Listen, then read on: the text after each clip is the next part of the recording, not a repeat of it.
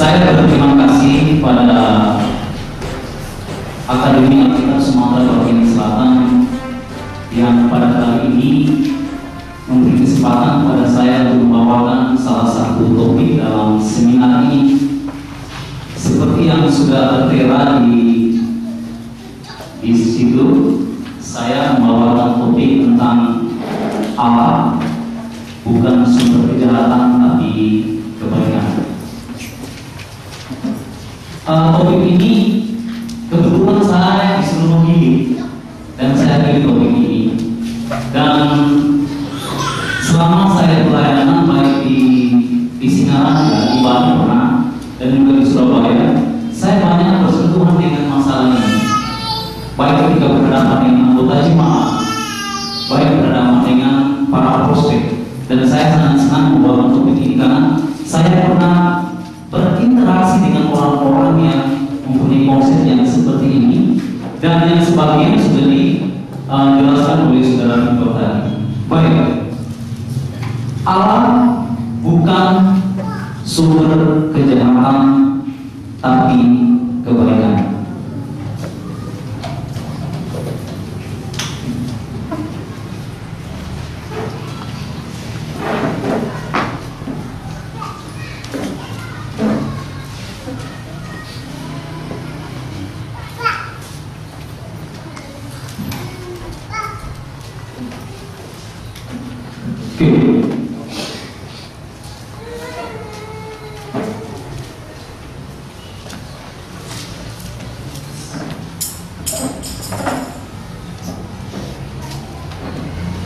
Tujuan dari pelajaran saya adalah untuk memahami mengapa seseorang jatuh ke dalam dosa.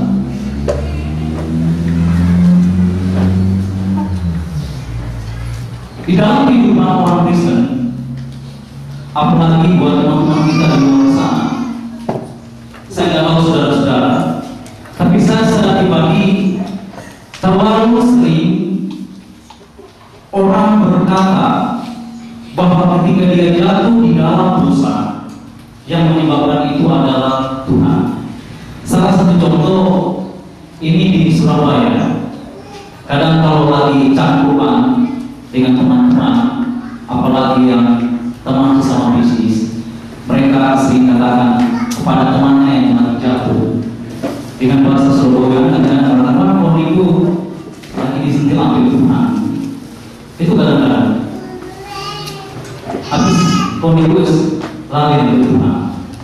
Seringkali percakapan seperti itu. Dan kadang-kadang ketika kami mengunjungi orang yang sakit, kemudian teman-teman yang lain sering berkata seperti itu. Bahkan kalau saya tidak salah, ada sebagian saudara seiman yang punya konsep seperti itu. Mereka berusaha mengatakan bahwa ketika mereka jatuh ke dalam dosa, ketika mereka melakukan kesalahan, bahwa mereka itu sedang dicobai oleh Tuhan. Sehingga kalau kita melihat Yakobus pasal 1, Yakobus pasal 1 ayat yang ke-13, ya. Yakobus pasal 1 ayat yang ke-13. Di situ kita bisa melihat bagaimana Yakobus mengatakan tentang konsep, ya, tentang konsep yang dikatakan oleh orang lain, atau kemungkinan besar seperti yang sudah dijelaskan oleh saudara Dr. tadi, mengatakan bahwa pencobaan ini datang dari Allah. Terlalu sering orang berkata seperti itu. Salah satu contoh kita bisa lihat mengenai Adam, ya. Adam ketika dia memakan buah tersebut dan Allah mengatakan kepada dia, Adam, apakah kau memakan buah tersebut? Apa yang dikatakan oleh Adam? Adam katakan bahwa wanita yang engkau tempatkan bersamaku, dialah yang telah berikan kepada aku dari pohon itu dan aku makan. Ada tersirat dari kalimat Adam ini yang dia berusaha mengatakan kepada Tuhan, kalau seandainya kau tidak menempatkan Hawa di sini, mungkin saya tidak bakalan makan buah tersebut. Jadi dia berusaha mengatakan bahwa oleh karena engkau menempatkan wanita itu di sisi saya, maka itu yang memberikan kepada saya buah tersebut sehingga saya makan. Jadi di sini Adam berusaha mengatakan bahwa ini semua oleh karena engkau Tuhan yang membuat aku memakan buah yang engkau telah larang. Nah kemudian sama dengan Hawa, ketika Allah mengatakan, Hawa, apakah kau telah memakan buah tersebut? Apa dikatakan oleh Hawa? Ular itu yang memperdaya aku dan aku memakannya. Secara tidak langsung di situ mungkin Hawa mengatakan, Tuhan, seandainya nggak ada itu, ya, seandainya nggak ada itu, nggak mungkin aku makan buah tersebut. Karena dia yang menggoda aku, maka aku makan. Nah jadi apa yang terjadi kepada Adam dan Hawa ketika Tuhan bertanya kepada mereka tentang pelanggaran yang mereka telah lakukan? Mereka berusaha. Kata salah seorang saudara Simon pernah berkata kepada saya, dia telah mengkambing putihkan seseorang, bukan mengkambing hitamkan. Nah, saudara-saudara, inilah kadang-kadang yang sebuah pemahaman yang tidak benar yang beredar di kalangan orang Kristen tanda kutip secara keseluruhan. Jadi, apa yang perlu kita perhatikan di sini bahwa Allah tidak pernah melakukan itu kepada siapapun. Nah, bertitik tolak dari konsep yang beredar baik di abad pertama maupun sampai pada hari ini, ada orang mengatakan ketika dia jatuh ke dalam dosa itu oleh karena Tuhan sedang mencobai saya. Tetapi apa kata Yakobus? Ya, Yakobus berkata tidak. Dari mana kita tahu? Dari mana kita tahu bahwa Yakobus berkata tidak? Apa yang dikatakan oleh Yakobus di sini bukan konsepnya, tetapi Allah melalui Yakobus mengatakan bahwa kalau manusia mengatakan mereka jatuh ke dalam dosa oleh karena aku, Allah melalui Yakobus mengatakan itu tidak seperti itu, ya. Karena dikatakan dalam kalimat, salah satu kalimat dalam ayat 13 dikatakan Elohim tidaklah dapat dicobai oleh yang jahat, sehingga dikatakan ia sendiri tidak mencobai siapapun. Nah, ada satu hal yang menarik mengenai kalimat itu. Tidaklah dapat dicobai. Saya berusaha melakukan penelitian, ternyata dalam bahasa Yunani tidaklah dapat dicobai dalam kalimat itu adalah apiratos. Apiratos artinya dalam bahasa Bali dikatakan not to be familiar with evil. Ya, not to be familiar with evil, tidak mengenal kejahatannya. Logikanya, orang yang tidak mengenal kejahatan, bagaimana dia bisa melakukan kejahatan kepada orang lain? Contoh anak kecil seperti Bobby, mungkin ada yang lain, Joey. Mereka nggak ada konsep kejahatan sih, mereka nggak kenal kejahatan. Jadi bagaimana mereka mau berbuat jahat kepada orang lain? Nah, konsep seperti itulah yang ada di dalam diri Allah. Ya, dia tidak mengenal kejahatan, tidak ada sama sekali konsep di dalam pemikiran Allah mengenai kejahatan. Jadi bagaimana dia akan melakukan kejahatan kepada orang lain? Bagaimana dia menyebabkan orang melakukan kejahatan? Dan kemudian ada yang lain yang katakan bahwa not to have experience in evil, tidak mengalami kejahatan. Orang yang tidak pernah mengalami kejahatan, bagaimana dia merencanakan kejahatan kepada orang lain? Tidak masuk akal. Nah, jadi ketika dia menggunakan kalimat Elohim tidak dapat dicobai oleh yang jahat, yang dalam bahasa Yunani apiratos, itu menekankan bahwa Allah tidak pernah merencanakan untuk membuat seseorang jatuh ke dalam dosa. Nah, lalu sekarang adalah jika Elohim tidak pernah mencobai siapapun, lalu siapa yang bertanggung jawab jika seseorang jatuh ke dalam pencobaan? Nah, poin inilah yang ingin saya diskusikan. Saya punya 2 poin, dan makalah yang ada dalam buku itu tidak semuanya saya ekspos di sini. Maka saya juga sarankan kepada saudara-saudara yang lain, kalau ingin mengetahui lebih banyak tentang informasi yang saya bicarakan ada dalam buku tersebut. Jadi saya hanya membicarakan 2 poin mengenai hal itu dan tidak semuanya saya cakup. Baik, jika Elohim tidak pernah mencobai siapapun, lalu siapa yang bertanggung jawab jika seseorang jatuh ke dalam dosa? Yang pertama adalah yang bertanggung jawab adalah orang itu sendiri. Dari mana kita tahu bahwa yang bertanggung jawab adalah orang itu sendiri? Perhatikan ayat 14, punya kita masing-masing ya. Di situ ada yang saya gunakan adalah terjemahan Indonesian Literal Translation. Ya. Di sana dikatakan dalam terjemahan itu, kalau saudara punya kita terjemahan itu, dikatakan, namun setiap orang dicobai karena satu, diseret, dua, dipikat oleh keinginannya sendiri. Jadi kalau seseorang jatuh ke dalam dosa, bukan Tuhan yang menyebabkan. Kalau seseorang melakukan kesalahan, bukan orang lain yang menyebabkan. Kalau di sini konsep yang beredar bahwa Tuhan sangat bertanggung jawab, seperti yang sudah dijelaskan saudara Tito tadi. Oleh karena pencobaan itu datang dari Tuhan, nggak usah saya berdoa. Saudara-saudara, itu konsep yang sama. Karena Tuhan mengatakan bahwa setiap orang dicobai karena ia diseret dan dipikat oleh keinginannya sendiri. Diseret. Kata diseret dalam bahasa Yunani dikatakan exelpomenos, artinya blown away, terbawa, terhanyut, tertarik. Pernah lihat orang hanyut di sungai? Seorang desa di kampung saya banyak sungai, dan pernah lihat orang hanyut. Orang yang hanyut, sekuat apapun dia mau menantang arus, karena dia terseret oleh air itu, maka dia akan hanyut. Jadi begitulah keinginan yang jahat tadi. Ketika kita terseret oleh keinginan itu, maka kita akan selalu cenderung terperosok ke sana, pasti. Nah, kemudian terhanyut atau tertarik. Jadi bagaimanapun kita berusaha untuk keluar dari sana, oleh karena kita sudah terbawa arus ke sana, kita pasti akan jatuh. Oleh apa? Nanti kita akan lihat. Nah, kemudian yang kedua, ia dipikat. Dipikat dalam bahasa Yunani katakan deleazomenos sebetulnya ya. Karena yang buat ini bukan saya, teman saya yang saya suruh, mungkin ada salah ketik. Deleazomenos yang artinya entice, tergoda. Saya tidak pintar main badminton, tapi saya suka. Jadi ketika saya jalan-jalan, kadang-kadang istri saya nanya dulu, emang kamu beli raket? Saya bilang tak cuma raket. Jadi di Surabaya biasa ada di kaki lima mereka jual raket, bagus kan? Dan saya senang dengan raket itu. Sampai di rumah saya pikirin, gimana nih supaya caranya dapat raket tersebut. Saya suka, saya jatuh cinta kepada raket itu. Saking jatuh cintanya, saya berusaha bagaimana untuk mendapatkan raket tersebut.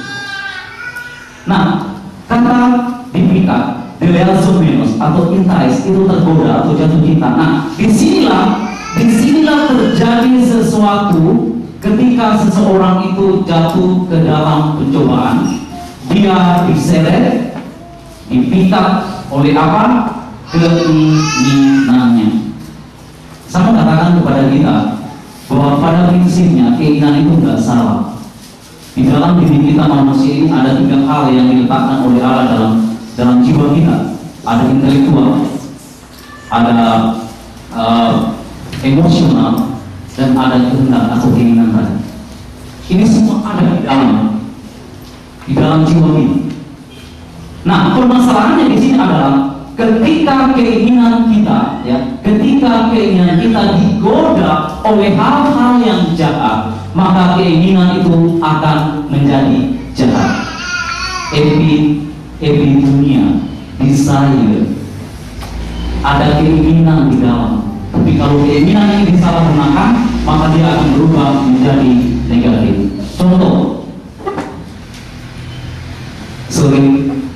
saya ada buat karikatur, terpaksa saya harus sensor karena ini bukan saya yang buat. Waktu saya berangkat ke sini, baru saya ngambil itu CD-nya. Makanya setelah sampai di sekolah, saya suruh nonton, tolong kamu lihat dulu, mungkin ada yang salah. So, kamu tak lihat. Dan setelah kami lihat ya seperti ini. Ini kejatuhan Hawa. Ya, jadi karena teman ini belum tahu kebenaran sehingga sangat sempat kontrol ketika dapat karikatur tersebut. Nah,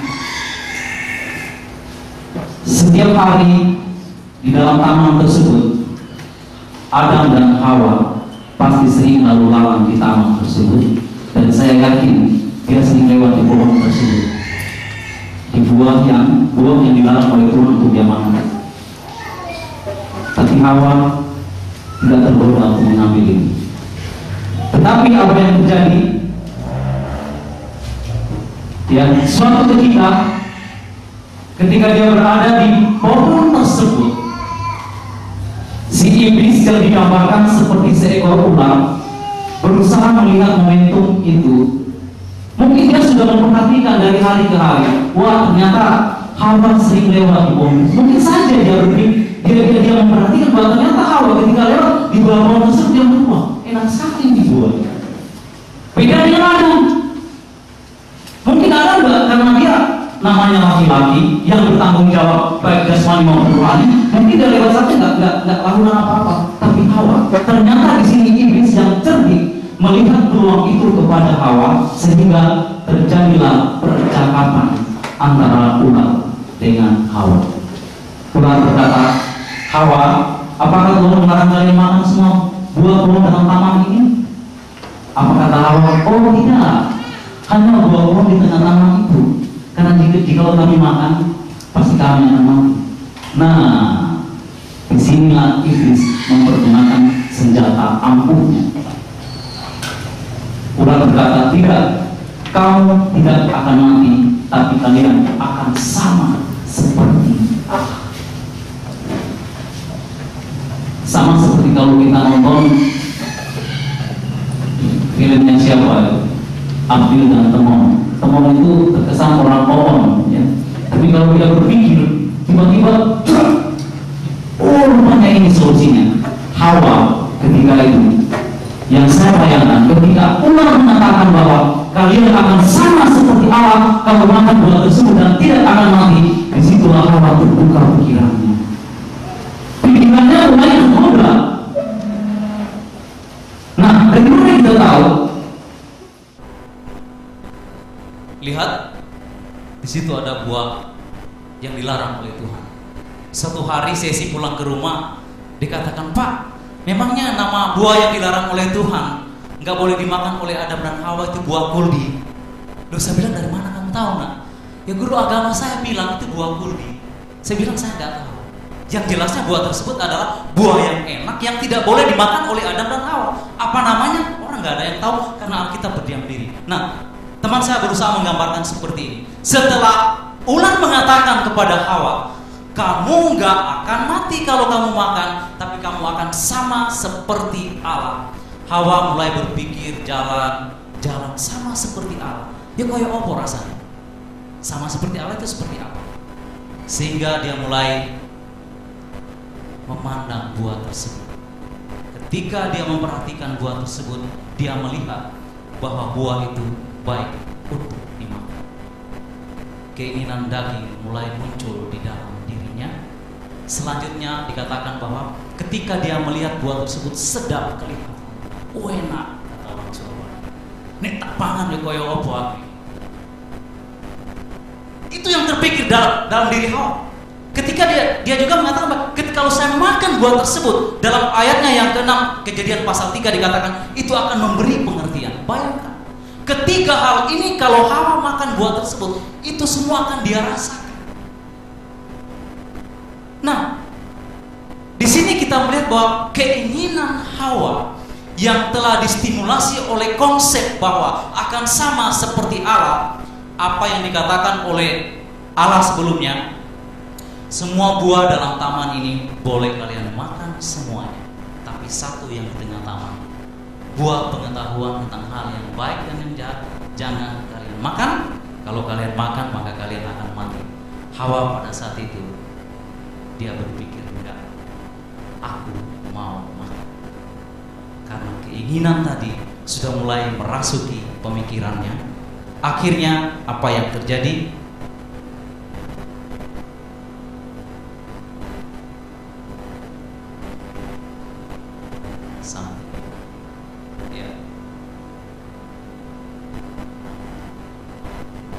Hawa mengambil buah tersebut dan dia makan.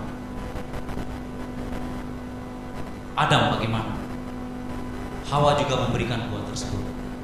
Dalam Alkitab tidak dicatat, tidak ada dicatat Saya yakin Adam memberi komentar, Hawa, kenapa kamu ambil buah tersebut? Itu kan dilarang Tuhan. Oh enggak, Adam, enak buahnya, coba kamu makan. Pasti. Sehingga Adam pun tertarik untuk mengambil buah tersebut, dan mereka memakan buah itu sehingga mereka melanggar perintah Tuhan. Apa yang terjadi setelah mereka melanggar perintah Tuhan?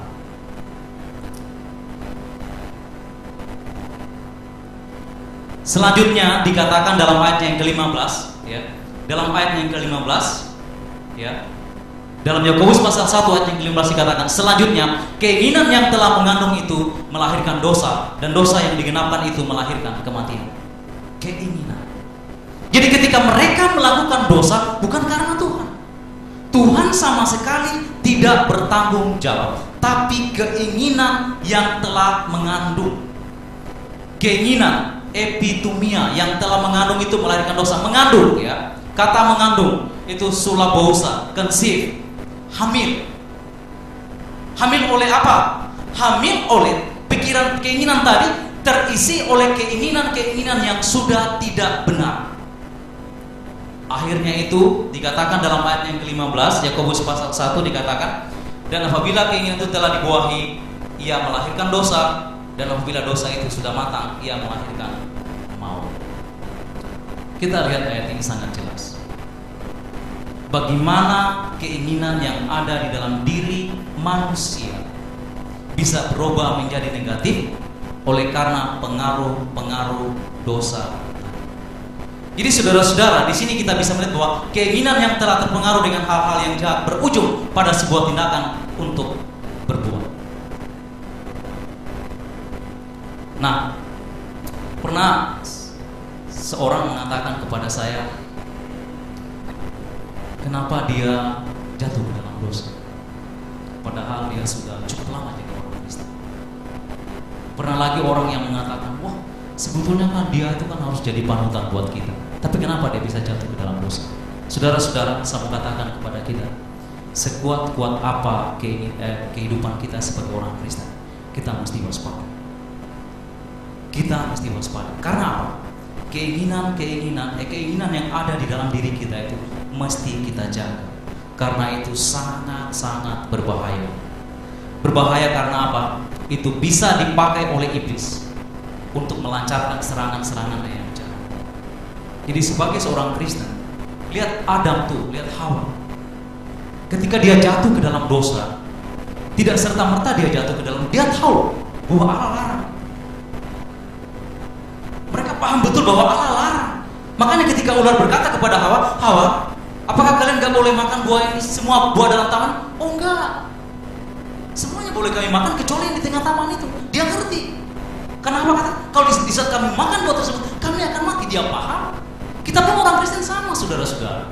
Kita tahu kalau berzina itu dosa, kalau mencuri itu dosa, kalau menipu itu dosa. Tapi kadang-kadang kita jatuh ke sana. Mengapa? Karena kita memberi peluang untuk itu. Kita memberi peluang. Sama seperti ilustrasi klasik tentang seorang musafir yang sedang berjalan di padang belantara. Ketika malam tiba, dia membangun tenda. Ya. Kemudian untanya taruh di luar. Pada waktu malam hari begitu dingin sekali. Kemudian si unta mengatakan, Tuan, kalau boleh separuh aja kakiku aku masukkan ke dalam. Oh monggo. Sedikit demi sedikit mengatakan, kalau boleh saya masukkan lagi sekian dari tubuh saya. Silakan. Sampai akhirnya dia memasukkan seluruh tubuhnya, sehingga tenda tersebut porak-poranda dan orang yang ada di dalam juga tidak nyaman. Ini ilustrasi klasik, saudara-saudara, tapi maknanya sama. Di dalam kehidupan kita sebagai orang Kristen, makanya Paulus mengatakan, barang siapa yang kuat, barang siapa yang tegak. 1 Korintus pasal 10 ayat 12, hati-hati supaya dia jangan jatuh. Karena peluang untuk jatuh ke dalam dosa, saudara-saudara, selalu ada. Karena ingat, ada dalam tubuh kita, dalam diri kita, keinginan-keinginan seperti itu yang bisa dipakai oleh iblis. Paulus katakan dalam kitab Roma, keinginan hatiku, aku ingin taat kepada Allah, tapi di dalam diriku ada satu hukum yang berusaha mempengaruhi aku untuk jatuh ke dalam dosa. Sama dengan kita, saudara-saudara. Jadi dari pelajaran ini kita bisa melihat bahwa hati-hati dengan keinginan kita. Mari kita jaga keinginan kita. Kalau memang kita tahu itu warna merah, nggak usah, jangan lewat situ. Jangan coba-coba. Kalau kita tahu itu nggak boleh, jangan coba-coba. Nah, persoalannya adalah orang Kristen kadang-kadang suka coba-coba. Sudah tahu itu salah, berusaha dekat-dekat ke sana. Sama seperti Hawa. Nah, hati-hati dengan hal itu.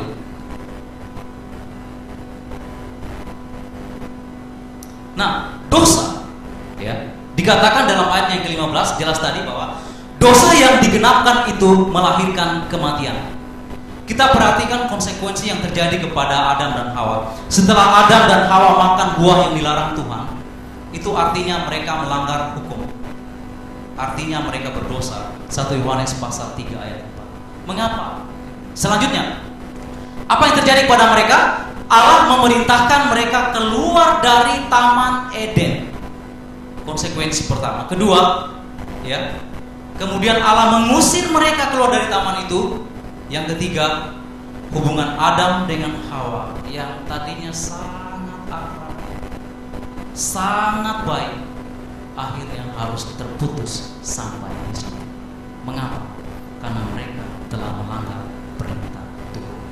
Itulah yang dimaksudkan oleh Yakobus dalam ayat yang ke-15 dikatakan, apabila dosa itu sudah matang, ia akan melahirkan maut. Matang dalam arti sudah siap untuk dipanen.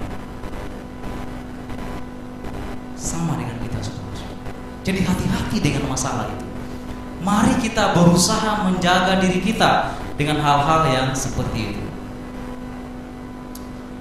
Nah, aplikasinya buat kita. Akibat dosa, hubungan Allah dengan manusia terputus atau mati. Kalau Adam dan Hawa harus keluar dari Taman Eden, hubungan mereka terputus dengan Allah, maka sama dengan kita.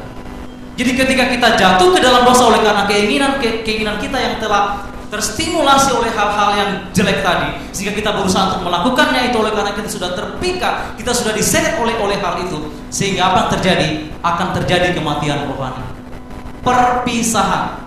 Secara jasmani kalau kita berbicara mengenai kematian, itu perpisahan antara tubuh dengan roh. Secara rohani kita terpisah dengan Allah. Yesaya pasal 59 ayat 1 dan 2 serta Roma pasal 6 ayat 23. Maut.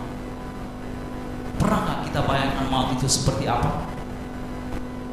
Pernah gak kita bayangkan seperti apa ngerinya kalau kematian itu terjadi pada kita? Sebagian orang dunia mengatakan bahwa kematian adalah akhir dari segala-galanya. Oke, konsep mereka. Tapi paling tidak mereka mengatakan bahwa sudah kita gak bisa apa-apa lagi. Artinya kita hopeless, tak berdaya lagi. Maka demikianlah kita kalau kita melakukan dosa, di mata Allah kita tidak ada apa-apa. Sama seperti orang yang tak berdaya karena dosa.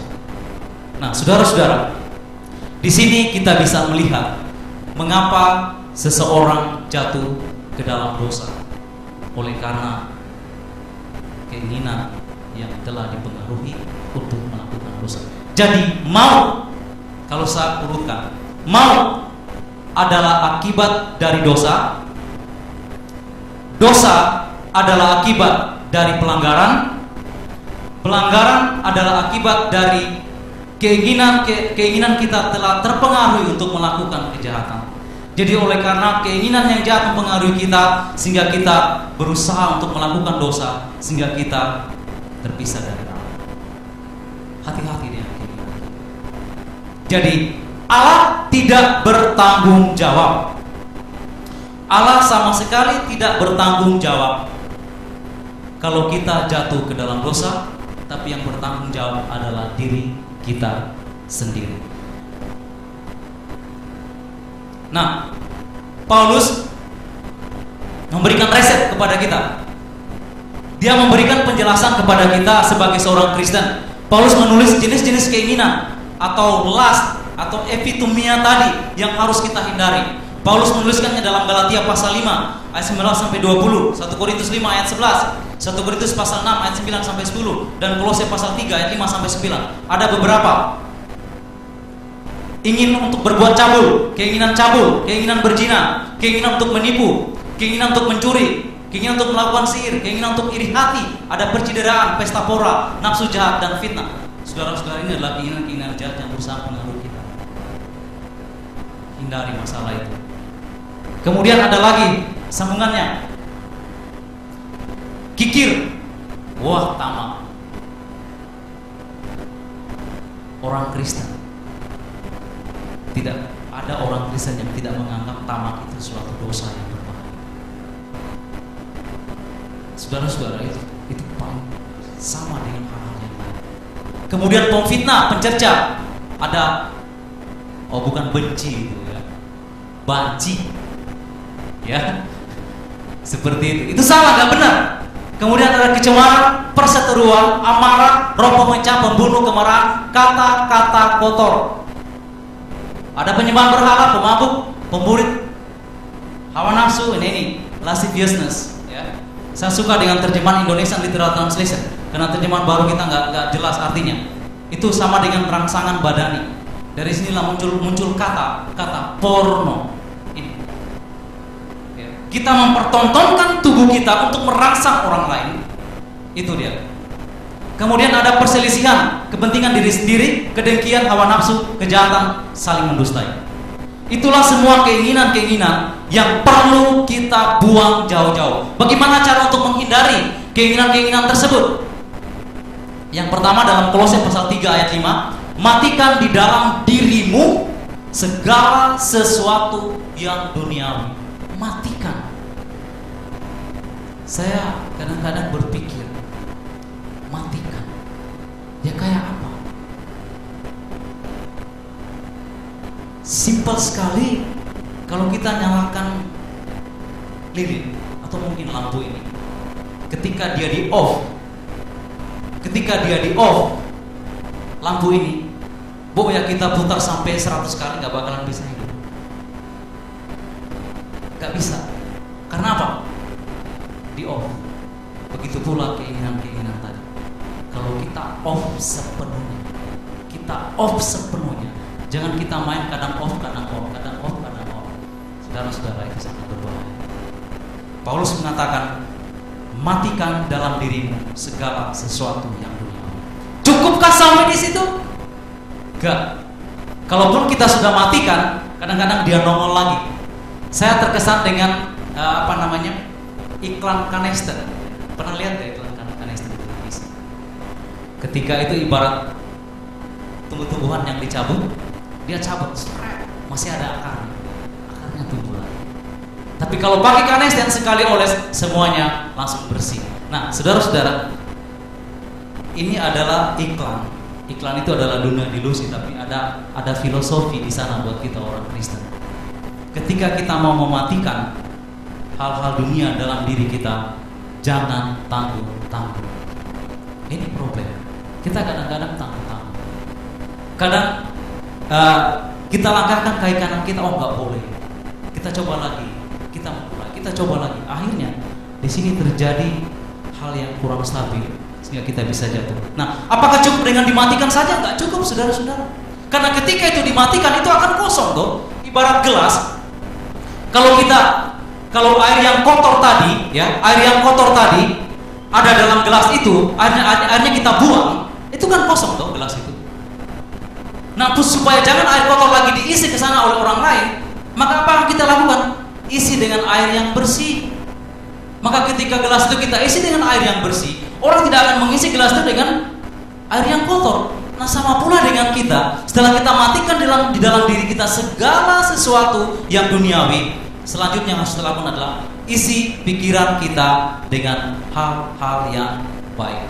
Paulus katakan dalam Filipi pasal 4 ayat 8, isi pikiran kita dengan hal-hal yang benar, hal-hal yang mulia, hal-hal yang adil, hal-hal yang suci, hal-hal yang menyenangkan, hal-hal yang patut dipuji, dan hal-hal yang bersifat kebajikan. Saudara-saudara, kalau pikiran kita selalu berusaha mengisi dengan hal-hal itu, dengan hal-hal positif yang seperti itu, kecil kemungkinannya hal-hal negatif tadi akan masuk ke dalam pikiran. Sekuat apapun iblis berusaha menggoyang kita, mungkin kita akan jatuh. Kadang-kadang memiliki ruangan dalam hidup ini yang kadang-kadang kita nggak bisa kontrol.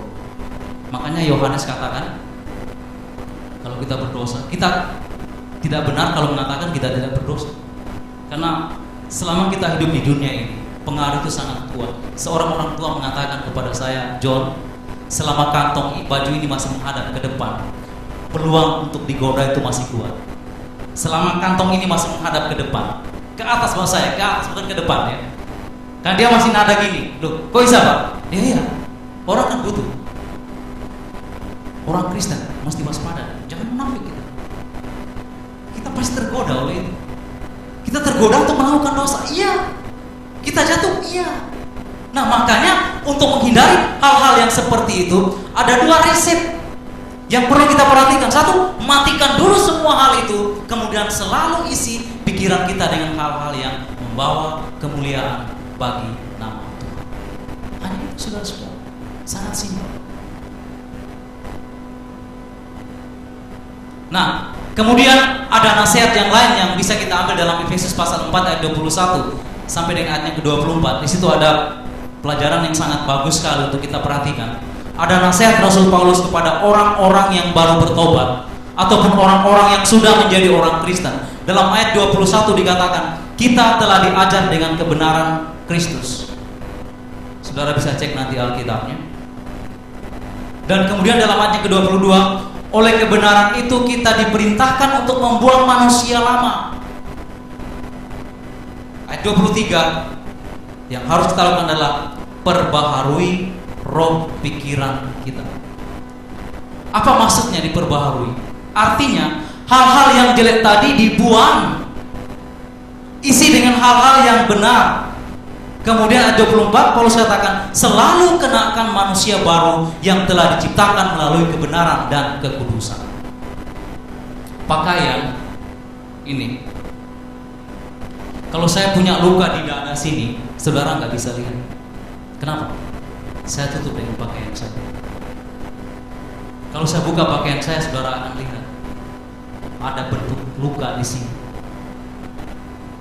Maka orang Kristen sama. Kekristenan adalah baju yang harus kita pakai setiap hari. Dan kapan baju tersebut kita lepas, saudara-saudara, itu akan memberi peluang bagi kita untuk melakukan kesalahan. Jadi baju itu harus kita kenakan terus-menerus, harus kita kenakan terus-menerus, jangan sampai kita copot. Baju kalau dipakai sebagus apapun, dia pasti akan kotor. Sekuat apapun baju itu, kalau sekian lama dipakai, dia pasti akan bolong. Maka kekristenan kita, semakin lama kita berjalan, semakin lama kita hidup, itu pasti ada kroposnya karena dibentur, dihantam oleh berbagai macam masalah, berbagai macam kesalahan. Lama-kelamaan itu pasti ada kroposnya.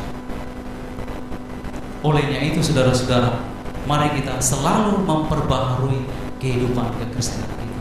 Bagaimana caranya memperbaharui? Kalau kita sudah kuat dalam satu bidang, tambah lagi.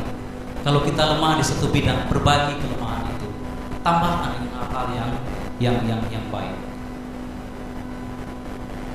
Nah, Allah tidak bertanggung jawab. You take 5 minutes, oke?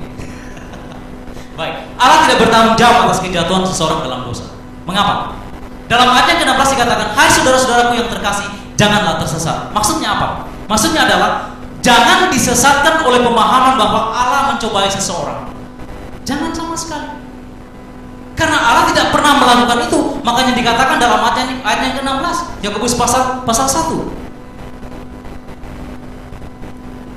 Dalam ayatnya yang berikutnya dikatakan bahwa setiap pemberian yang baik dan setiap anugerah yang sempurna datangnya dari atas, diturunkan dari Bapa segala terang. Padanya tidak ada perubahan atau bayangan karena pertukaran. Atas kehendaknya sendiri Ia telah menjadikan kita oleh firman kebenaran.